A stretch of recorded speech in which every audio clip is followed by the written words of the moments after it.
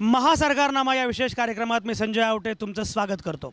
आज मी आहे ठाण्यामध्ये। ठाणे महानगरपालिकेच्या समोर कचराळी तलाव आहे। त्या कचराळी तलावाच्या प्रांगणात मी उभा आहे आणि ठाणे महानगरपालिकेच्या अनुषंगाने आज आपण गप्पा मारणार आहोत। ठाणे महानगरपालिका निवडणूक जेव्हा आता अगदी तोंडावर आलेली आहे अशा वेळी ठाण्यामध्ये चर्चा सुरू आहे, कोण जिंकेल कोण हरेल।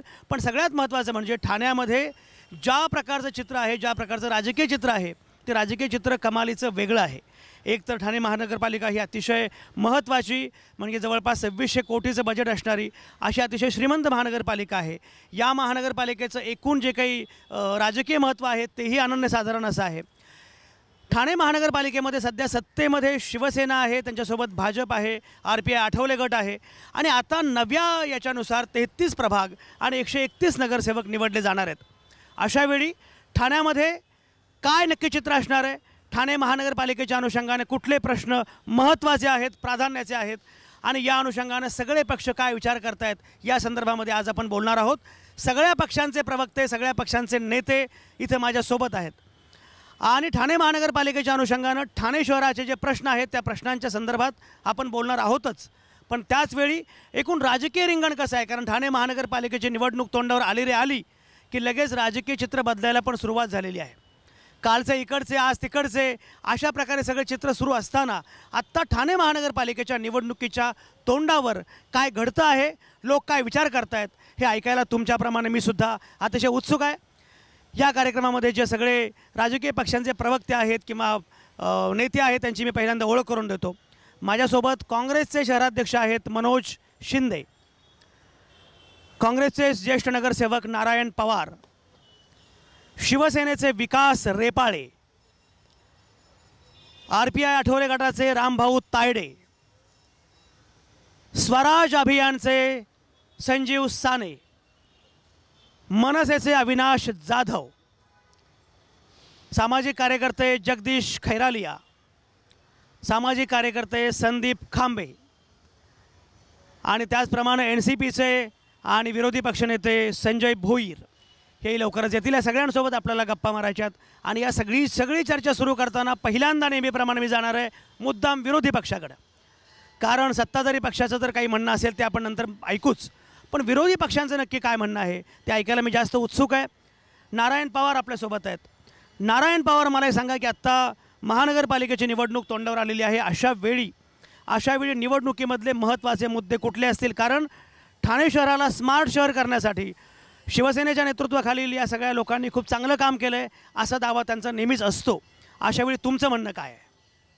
स्मार्ट सिटी बनायला पाहिजे, ठाणेकरांची इच्छा आहे, आमची पण इच्छा आहे स्मार्ट सिटी बनायला पाहिजे।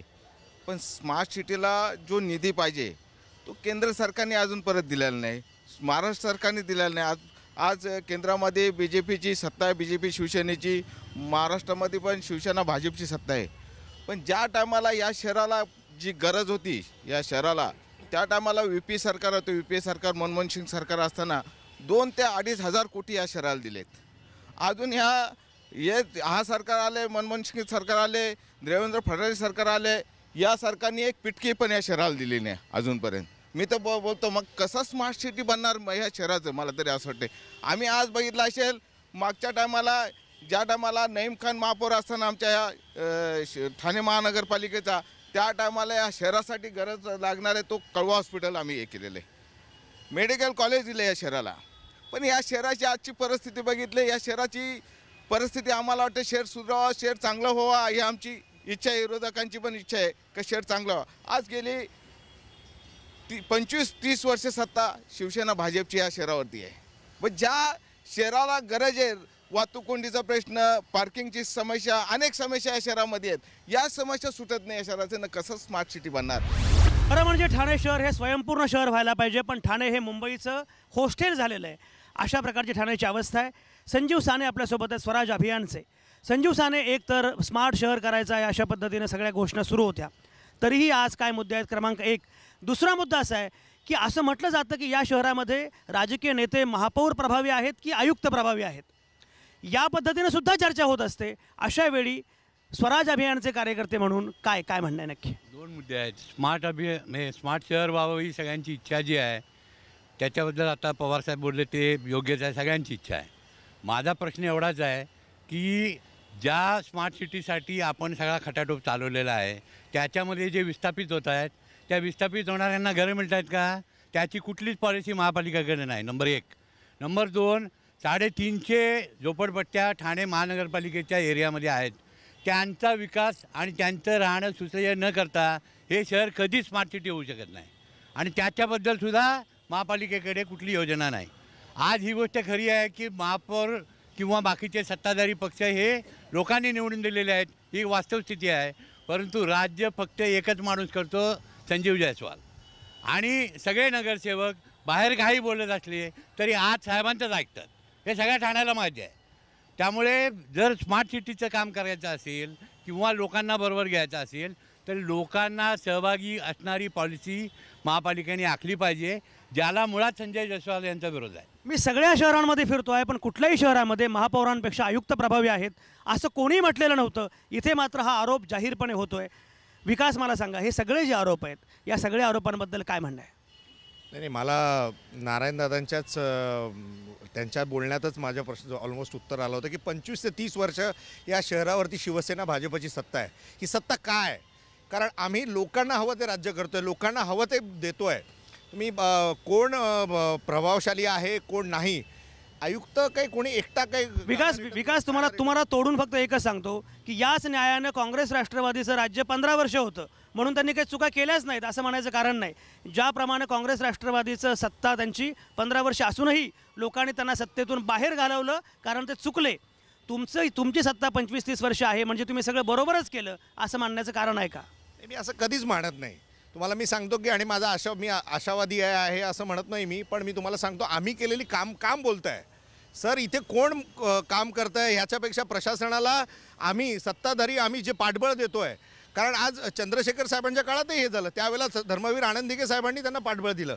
आज तेच संजीव जयस्वाल साहेबांना सन्माननीय पालकमंत्री, एक सक्षम पालकमंत्री या ठाणे जिल्ह्यात आहे. आज त्यांच्या मार्गदर्शनाखाली महापौर आणि ही जी काही सगळी आम्ही सत्ताधारी टीम आहोत, आम्ही काम करतो आहे, आम्ही शहराला विकास देतो आहे, आम्ही रस्ते देतो आहे. विस्थापितांचा प्रश्न सानेसाहेब बोलले, सानेसाहेबांना मी सांगतो की जी काही आपण आपण हे केलं पुनर्वसन करतो आहे लोकांचं, आपली जे सारखी पॉलिसी मला वाटतच नाही कुठल्या शहराची आहे.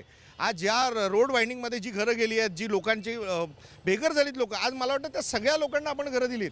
मला तुम्ही माणूस आणून दाखवा त्यांना घरं मिळालेली नाही आहेत. शेवटी नियम निकष याच्या आधारावरच ही महापालिका चालते. काय म्हणणं आहे? शिवसेना पक्षाला ज्या पद्धतीत विकास यांनी सांगितलं, खऱ्या अर्थाने माज आला आहे, माज. मी विकास यांना विचारेन एक प्रश्न, ज्या भागातून निवडून आलेले पालकमंत्री झालेत त्यांनी एक काम केलेलं दाखवा, एक साधं काम त्या भागात केलेलं दाखवा. आज टोलचा प्रश्न आहे आणि दुर्दैव असं की ज्यावेळेला UPAची सत्ता होती, पृथ्वीराज चव्हाण होते, त्यावेळेला त्यांनी सांगितलं की हा टोळ आमची सत्ता दिल्यानंतर उद्या बंद करू. पण ह्या नागपूर अधिवेशनामध्ये त्यांनी जाहीर करून टाकलं पुढील 20 वर्षामध्ये देखील हा टोळ आम्ही बंद करू शकत नाही. एक साधं शिंदे तलाव जो आहे, तरण तलाव, त्या तलावाला सर्वसामान्य नागरिक आणि मनोहर साहेबांनी बांधलेलं जे कळव्याचा तलाव, त्याला 20-25-100 रुपयामध्ये जनता तिथे स्विमिंग शिकते, मुलं शिकतात. एक साधं तलाव या ठिकाणी बांधलं रहेजाचं, ते देखील ठाकरे कुटुंबियांच्या कुठेतरी कोणाला तरी विकलं गेलं. तिथे क्लब झाला. आज 5-10 लाख रुपयाची मेंबरशिप तिकडे चालते. ते एक काम आता त्यांनी केलं आणि तिकडे कुठून लोक येतात, हा महत्त्वाचा विषय. डम्पिंगचा विषय मी कौतुक करीन डम्पिंगच्या माध्यमातून की लोक कसं सहन करतात. लोकांचंच कौतुक करावं लागेल मला की कसं राहतात, किती वर्ष हे लोकांनी आमिषं दाखवली आहेत या विषयावर आणि ही गाजरं पुन्हा देतात आहेत.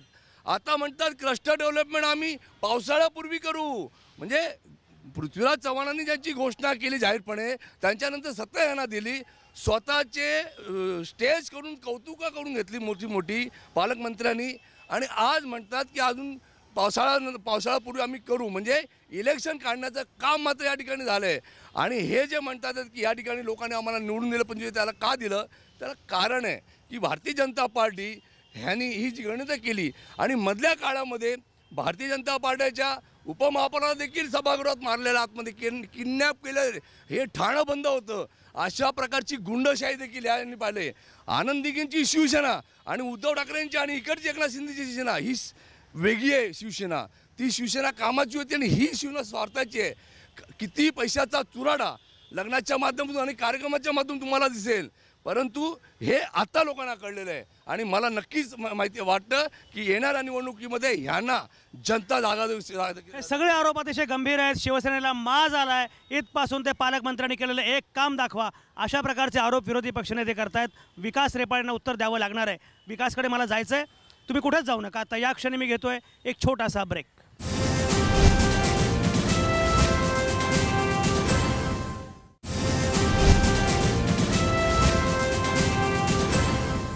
महासरकारनामा या कार्यक्रमात तुमचं पुन्हा एकदा स्वागत. मी आहे ठाण्यामध्ये आणि ठाणे महानगरपालिकेच्या निवडणुकीच्या तोंडावर ज्या प्रकारचे आरोप प्रत्यारोप सुरू आहेत, विरोधी पक्षाच्या नेत्यांनी थेट आरोप केलेला आहे की शिवसेनेला माज आलेला आहे.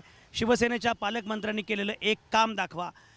ज्या प्रकारचे गंभीर आरोप होत आहेत त्या गंभीर आरोपांचं उत्तर शिवसेनेनं दिलं पाहिजे. विकास रेपाळेंकडे मी जातोय.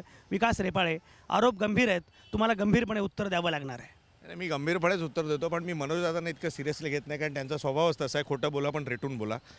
ह्या ठाणे शहरामध्ये शिवसेनेने पालकमंत्र्यांच्या मार्गदर्शनाखाली जी काही कामं केली, रोड वाइंडिंग केलेलं आहे, अनेक आता त्यांनी रयतेचं तरण तलावाचा एकच विषय घेऊन हे करतात. आज BOTवरती दिलेला तरण तलाव आहे. क्लस्टर योजनेसाठी मी तुम्हाला सांगतो की त्यांच्या सरकारने क्लस्टर योजना पृथ्वीराज चव्हाण साहेबांनी जाता जाता सही केली, पण त्याच्यामध्ये इतक्या त्रुटी ठेवल्या की त्या त्रुटी निस्तरता जवळजवळ 1 वर्ष गेलं. आम्ही जेव्हा सरकारमध्ये आलो, सरकारमध्ये आल्यानंतर सर्वात प्रथम शिंदेसाहेबांनी, आणि मला वाटतं शिंदेसाहेबांनी क्लस्टरसाठी जितका पाठपुरावा केला तितका मला नाही वाटत ह्या महाराष्ट्रामध्ये कुठल्या नेत्याने केला आहे. ज्या काही त्रुटी आहेत, इम्पॅक्ट असेसमेंट रिपोर्ट असेल, हे असेल, ह्या महापालिकेच्या माध्यमातून सबमिट झाल्यात. आता कोणीतरी कोर्टात जातं आहे, कोर्टात गेल्यानंतर त्या ह्याच्यावरती सध्या स्टे आहे. शासनाच्या माननीय मुख्यमंत्री, माननीय पालकमंत्री स्वतः त्याचा पाठपुरावा करत आहेत आणि महाराष्ट्र शासनाच्या वतीने अतिशय विद्वान अशा वकिलांना लावून तो स्टे कसा उठवता येईल आणि क्लस्टर लोकांना कसं इम्प्लिमेंट करता येईल, ह्या प्रकारे आपण अनेक, तुम्ही वागळेमध्ये बघा, अनेक उद्यानं आहेत. मी जिथे राहतो तिथे उद्यानं आहेत. अनेक ठिकाणी चांगली कामं झाली, रोड वाइंडिंग होतात. LBS रोडसारखं आता रोड वाइंडिंग होतं. इतकं चांगलं काम चाललं आहे शहरामध्ये. उगाच काय 3 वेळा त्यांना कोणी आमदार निवडून देत नाही. आणि हा काय माज नाही आहे, ही लोकांचा असलेला आमच्यावर विश्वास आहे. जनसामान्यांमधनं असलेला नेता एकनाथ शिंदे आहेत. मुळामध्ये एक सांगा मला की ज्या पद्धतीनं आता भूमिका मांडली जाते की शिवसेनेनं ज्या प्रकारचं काम केलेलं आहे ते काम फार महत्त्वाचं आहे, तरीही विरोधी पक्षाचा असा आरोप आहे की एकेकाळी तलावांचं असणारं हे शहर आता उजाड झालेलं आहे, एकेकाळी उद्यानांचं असणारं हे शहर आता उजाड झालेलं आहे, सर्वसामान्य माणसांचं हे शहर उरलेलं नाही, असा आरोप तुम्ही वारंवार का करता आहात? मुळात दोघं विरोधी आणि सत्ताधारी जे बोलतात, मुळात हे दोघंही एकमेकांचे पार्टनर आहेत असं आम्हाला म्हणायचं आहे. कारण हे महानगरपालिकेच्या आत काय बोलत नाही, कॅमेरा आला की हे मोठ्या मोठ्या वार्ता करतात की हे झालं नाही, ते झालं नाही, ते झालं. आतमध्ये काय नाही बोलत. जिथे बोलून तुम्ही कायदे तयार करता किंवा एखाद्या गोष्टीला मंजुरी देता तिथे तुम्ही काही म्हणत नाही. सरळ आरोप आहे. शिवसेना म्हणते की आम्ही 25 वर्ष सत्तेत. अहो, दिघे साहेबांच्या कृपेमुळे सत्तेत आहात तुम्ही. दुसरे कुठलंही काम या ठाण्यात केलं नाही. मी विकासजींना विचारीन, तुम्ही केलेली 5 कामं या ठाण्यासाठी दाखवा. नारायण पवारांनी सांगितलं सिव्हिल कळवा हॉस्पिटल आम्ही बनवला, ओके. गडकरी रंगायतन, अरे किती वर्ष गडकरी रंगायत, किती वर्ष त्याच्या नावावर मतं खाणार तुम्ही? हे फक्त दिघे साहेबांच्या नावावर आजपर्यंत जिंकून आलेले आहेत. मला वाटतं की ह्या लोकांनी दिघे साहेबांचे उपकार मानावे. काँग्रेसने 2,500 कोटी दिल्यानंतर अहो, दुसरी गोष्ट, दिवा डम्पिंग. तुम्ही काय दिलं? विकास एक सेकंद. हा सेनेचा माज आहे, हा माज आहे बोलताना मध्ये बोलायचं. दिवा डम्पिंग. आज दिव्यातल्या जनतेने यांचे आमदार दिलेत, अनेक वर्ष आमदार येतात, अनेक वर्ष खासदार यांच्यात, पालकमंत्र्यांचा मुलगा खासदार इथे, तरी अहो दिव्यात तुम्ही कचरा टाकताय. आज दिव्यामध्ये जर तुम्ही गेलात तर 6% लोकांना किडनी फेलचे आजार आहेत. तुम्ही तिथे गेलात तर तिथल्या लोकांना कॅन्सरचे आजार वाढत चाललेत. मुंबईवरनं आलेला गरीब जनता तिथे बसलेले, ह्यांना लाज नाही वाटत? आमदार खासदार, तो एक नगरसेवक आमचा भिकारडा होता, त्याला पण घेऊन गेले का? तर 2 कोटी रुपये देतो, चल निधी देतो, तुला काम कर. ही परिस्थिती आहे यांची. हो, ह्याने आम्हाला खोटं बोलावं नाही. मी पुन्हा सांगतो की फक्त दिघे साहेबांची कृपा, या कृपेमुळेच हे निवडून येतात, यांचं दुसरी लायकी नाही. एक छोटा मुद्दा आहे. दिघे साहेबांनी तुम्हाला सगळ्यांनाच माहिती आहे ठाण्यातल्या लोकांना या महापालिकेमध्ये 42% भ्रष्टाचार होतो हे सांगितलं होतं. त्याच्यानंतर नंदलाल समिती अपॉइंट झाली. त्या नंदलाल समितीच्या रिपोर्टचं काय झालं? महापालिकेने रिपोर्ट आम्हाला माहिती आहे, महापालिकेने पोलीस कंप्लेंट करायची आहे, पण महापालिकेचे आयुक्त पोलीस कंप्लेंट करायला घाबरतात. प्रश्न असा आहे की ज्या दिघे साहेबांचं नाव घेऊन आता विकासजी किंवा बाकीचे बोलत आहेत त्यांनी जो आरोप केला तो आजही ठाणे महापालिकेमध्ये सत्य आहे. खरं म्हणजे ठाण्यामध्ये आत्ता जो राज्य चाललेला आहे, महानगरपालिकेमध्ये सुद्धा बिल्डरांचंच राज्य आहे. कारण की आत्ता जी काही विकासाची नावं सांगितली, मोठे रस्ते किंवा याच्यामध्ये मोठे रस्ते कोणासाठी करतायत? हे सगळ्या रस्त्यांवर जाऊन बघितलं, एक मिनिट मला बोलू द्या, सगळ्या रस्त्यांवर जर जाऊन बघितलं आपण तर दोन्ही बाजूला गाड्या पार्किंग केल्या जातात. रस्ते मोठे फक्त गाड्या पार्किंगसाठी केले जाणार आहेत का? पादचाऱ्यांचे प्रश्नांकडे पूर्णपणे सत्ताधारी आणि विरोधक हे दोघेही दुर्लक्ष करीत आहेत. प्रश्न माझा शिवसेनेला भाजपाला आहे.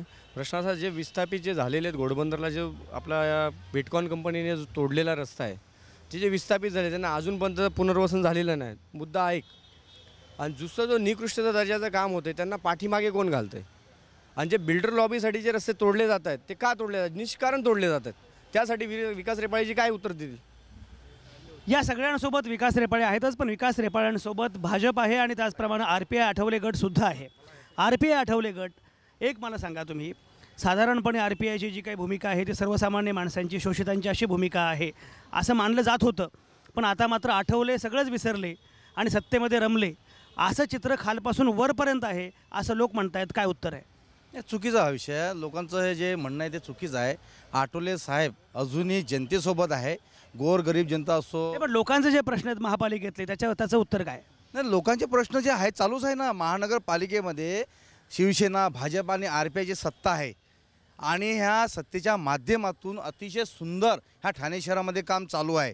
जे काही विरोधक म्हणतायत, मला आयुक्त नाही, मी आयुक्तांचं अभिनंदन करतो. आयुक्तांचं मी खरोखर नाही आयुक्त छंड बाकी कोणी काम करत नाही. हे छंद आहेत. शिवसेना एक सेकंद. मी आयुक्ताचं अभिनंदन का करतोय? आयुक्त म्हणजे प्रशासन आणि इथलं शासन, सत्ताधारी ह्या दोघांच्या मिळून ठाणे शहरामध्ये अतिशय जबरदस्त काम सुरू आहे. त्याच्यामुळं हे विरोधक नाराज आहे. हे नारायण पवारजी म्हणतात आमचे मित्र का केंद्र शासनाचा अजून यांनी निधी आणला नाही. हो, तुमचं सरकार 15 वर्ष होतं तेव्हा काय केलं? आणि म्हणून तर 2,500 कोटी आमच्या सरकारने हे शिवसेना भाजप जे RPI हे सांगतात, तुम्ही सुंदर शहर बनवा, स्मार्ट सिटी शहर बनवायचं, या संदर्भात आयुक्त चांगलं पुढाकार घेतोय. पण केंद्र सरकारने त्यांना पैसे तर दिले पाहिजेत. महाराष्ट्र सरकारने पैसे दिले पाहिजेत. मागे STP याच्या संदर्भात जे पैसे दिले आहेत ते केंद्र सरकारने दिले. मनमोहन सिंग सरकार असताना पृथ्वीराज चव्हाण. या शहराला ऊर्जा संवर्धन असेल, पर्यावरण असेल, असे अनेक पुरस्कार यांच्या शासनाच्या काळात मिळालेत. हे पुरस्कार स्कॉच अवॉर्ड असेल किंवा इतर अनेक अवॉर्ड असतील, हे या शहराला मिळालेत. पर्यावरणविमुख शहर म्हणून या शहराचा उल्लेख झाला आहे. ऊर्जा संवर्धनासाठी 2012 पुरस्कार मिळाला. हे पुरस्कार काय यांनी मॅन्युप्युलेट करून दिले का? आम्ही 2,500 कोटी पृथ्वीराज चव्हाण साहेबांनी दिले होते या शहराला, म्हणून ब्रिज झाले, रस्ते झाले, STP झालं. तुमच्या पालकमंत्र्यांनी, तुमच्या मुख्यमंत्र्यांनी या ठाणे शहराला का दिलं मोठं गाजर स्मार्ट सिटीचं? आणि ते कधी होणार हे महत्वाचं आहे. तुम्ही काय केलं? बोलून जे मनसेने आंदोलन केलं ना, ते आंदोलन ॲक्च्युली मनसेला करायलाच लागलं नसतं. आमच्या सरकार असताना त्या टायमाला 18 हेक्टर जागा या महानगरपालिकेला दिली, 45 एकर जागा. का तुम्ही त्या डम्पिंग ग्राउंडवरती डम्पिंग ग्राउंड तुम्ही प्रकल्पाला राष्ट्रवादीच्या पालकमंत्र्यांनी स्टे दिला त्या डायगरीतल्या प्रकल्पाला. खोटं बोलतात आणि रेटून बोलतात. सामान्य नागरिक म्हणून मला डम्पिंगच्या बाबतीत आता इथे मोठी चर्चा चालू आहे. ठाणे शहराच्या संपूर्ण शहरवासियांचा कचरा हा ग्रामीण भागातच का पाठवावा? हा त्यांचं आरोग्य नाही का? अतिशय त्यांनी चांगला हे केला की कचऱ्याचं जे काही विकेंद्रीकरण आहे आणि जे प्रभाग समिती वाईज व्हायला पाहिजे 10%, आपली प्रोसेस चालू आहे, टेंडर प्रोसेस चालू आहे. सामान्य जनतेच्या माध्यमातून मला एक प्रश्न असे विचार, 2-3 प्रश्न आहेत माझे असे पहिला प्रश्न असा आहे की एक मिनिट शासकीय अधिकाऱ्यांना येतो आपण. काय सांगता विकासजी, तुम्ही फसवता लोकांना, तुम्ही ठाणेकरांना फसवताय. काय एक नाही, पाण्याच्या बाबतीत आजच बातमी आहे. शासकीय अधिकाऱ्यांना ठाणेकरांना मिळतोय. नवी मुंबई आता हा आपले येथे पाणी फिल्टरेशनचे एवढे प्लांट आहेत, मग ठाणेकरांना दूषित पाणी का, हा विचार विरोधक महानगरपालिकांमध्ये जर भ्रष्टाचार चालत नाहीये असं जर सत्ताधारी म्हणत असतील, महापालिकेत भ्रष्टाचार चालत नाही असे जर सत्ताधारी म्हणत असतील, तर माझ्या 4 ते 5 प्रश्नांची उत्तर द्यावी. पहिला प्रश्न, सरकारी अधिकारी सरकारी कर्मचाऱ्यांना 10 ते 6 किंवा 10 ते 5, 11 ते 5 असं कामाची वेळ असते. 6 नंतर महानगरपालिकेचा शहर विकास विभाग का चालू असतो? पहिला प्रश्न. तो चालू असतो फक्त महानगरपालिकेच्या माध्यमातून बिल्डर लॉबीसाठी काम करण्यासाठी. दुसरा प्रश्न, महानगरपालिकेच्या क्षेत्रामध्ये येणारे विस्थापितांचे लोक, जे लोक धंदे करतात त्यांचे विस्थापित झालेले गाळे आहेत, अशा लोकांचे गाळे बांधलेले आहेत. त्या गाळ्यांमध्ये पण भ्रष्टाचार झालेला आहे. काही लोक आपल्याच परीने आपल्या हक्कासाठी आपल्या स्वार्थासाठी गाळे हडप केल्याचा प्रकार झालेला आहे असं ऐकून आहेत आम्ही. कार्यकर्त्यांच्या नावावरती, अनोळखी लोकांच्या नावावरती गाळे हडप केले जातात. तिसरा प्रश्न, एक मिनिट. तिसरा प्रश्न, विकास सांगतात, मला असं जाणवतं की महानगरपालिकेतले सत्ताधारी हे आयुक्तांना सोबत घेऊन शहराचा सर्वे करतात आणि त्यांना सांगतात हे तोडा ते तोडा, आणि नंतर तेच सत्ताधारी महानगरपालिकेच्या माध्यमातून लोकांमध्ये जाऊन सांगतात की आम्ही तुमच्या सोबत आहोत, तुम्ही घाबरू नका, तुम्ही आम्हाला मतदान करा. हे तुम्ही दुटप्पीपणा कधीपर्यंत करणार? या संपूर्ण असा दुटप्पीपणा करण्याची गरज कधीही शिवसेनेला भासली नाही. एक मिनिट, या संपूर्ण चर्चेमध्ये शिवसेनेने आणि भारतीय जनता पार्टीने आरपीआयनं काय उत्तर दिलं? पाण्याचा प्रश्न आम्ही सोडवतोय, ऑन द वे विचार करतोय, डम्पिंग ग्राउंडचा विषय आम्ही सोडवणारच, या 3 महिन्यात त्याचा विल्हेवाट लावणारच. या ठिकाणी टोल नाका आम्ही 100% करणार. कुठल्याही प्रश्नाचं उत्तर शिवसेना आणि भारतीय जनता पार्टीने देऊ शकत. साहेब, ठाणे शहर हे ग्रामव्यवस्थेचं शहर आहे. 100% ही ग्रामव्यवस्थेमध्ये निर्माण झालेलं ठाणे शहर आहे. सर्वसामान्य लोक इथं राहत आहेत. स्मार्ट सिटीच्या नावाने जे काय आता गोंधळ माजवलेला आहे, घिसडघाई लावलेली आहे, ही चुकीची आहे. नरेंद्र मोदीने स्मार्ट सिटी नावाचा एक मोठा लाडू दिलेला आहे आणि त्याच्यावर आपण चर्चा करत बसलेलो आहे. एकनाथ शिंदेच्या मतदारसंघामध्ये ठाण्याच्या महापालिका 10 मिनिटाच्या अंतरावरती आहे. आयुक्तांनी आणि ट्रॅफिकवाल्यांनी जाऊन बघावं. तिकडे एवढी झोपडपट्टी आहे, एवढी गलिच्छ वस्ती आहे की आपण चालू शकत नाही. हे म्हणतात ना स्मार्ट सिटी आहे. ठाणे नाही फारच गंभीर मुद्दा आहे. माझी नागरिकांना विनंती आहे, गेले 30 वर्ष आम्हाला निवडून दिलं म्हणजे जनता आमच्या बरोबर आहे. या भ्रमात असलेल्या शिवसेना भारतीय जनता पार्टीला लात मारा आणि त्यांची जागा दाखवा.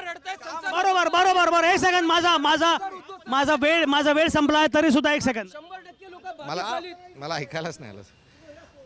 घनकचऱ्याच्या बाबतीत यांनी जे काही मुद्दे उपस्थित केले, आम्ही घनकचऱ्याच्या बाबतीत अतिशय सिरियस आहोत. आम्ही घनकचऱ्यामध्ये ह्या शहरामध्ये 700 टन कचरा हा रोजचा जमा होतोय. त्याच्यामधला जो काही निर्माल्य असेल, जे काही भाजीपाल्याचं वेस्ट आहे, या अनेक याच्यासाठी आपण energy to waste to energy म्हणजे आपण त्याचं CNG गॅस तयार करण्याचा ह्याचं जवळजवळ 200 टन मेट्रिक कचरा हा याचं वर्गीकरण करण्याचं काम महापालिकेने चालू केलं आहे. आता जी काही बाकीचं लाडू गाजर देण्याचं काम पालकमंत्री करतात आहेत. ही सगळी चर्चा आपण ऐकली. सगळी चर्चा अतिशय महत्त्वाची आहे. ठाणे महानगरपालिकेच्या निवडणुकीच्या अनुषंगानं सगळ्या राजकीय पक्षांचे लोक आपापली भूमिका मांडतायत. पण मी नेहमी सांगतो त्याप्रमाणे ये पब्लिक है, ये सब जानती है. त्यामुळे यांनी काहीही बोलले, यांनी काही थापा मारल्या, खोटं बोलून रेटून बोलले, काही केलं तरी खरं काय चाललेलं आहे ते लोकांना नीटपणे माहिती आहे. त्यामुळे लोकांनी ठरवलेलं आहे की काय नक्की फैसला करायचा. लोक आपला निर्णय देतीलच. पण एकूण हे चित्र स्पष्ट होणं फार महत्त्वाचं होतं. कारण या महासरकार नामाच्या निमित्तानं एकूण अजेंडा काय या महानगरपालिकेचा, कुठले विषय प्राधान्याचे आहेत, कुठले विषय महत्त्वाचे आहेत ते कळणं फार आवश्यक होतं. म्हणून ही चर्चा पुन्हा भेटूया पुढच्या महानगरपालिकेच्या प्रांगणामध्ये. तोपर्यंत तुम्ही ऐकत आणि पाहत रहा महासरकारनामा.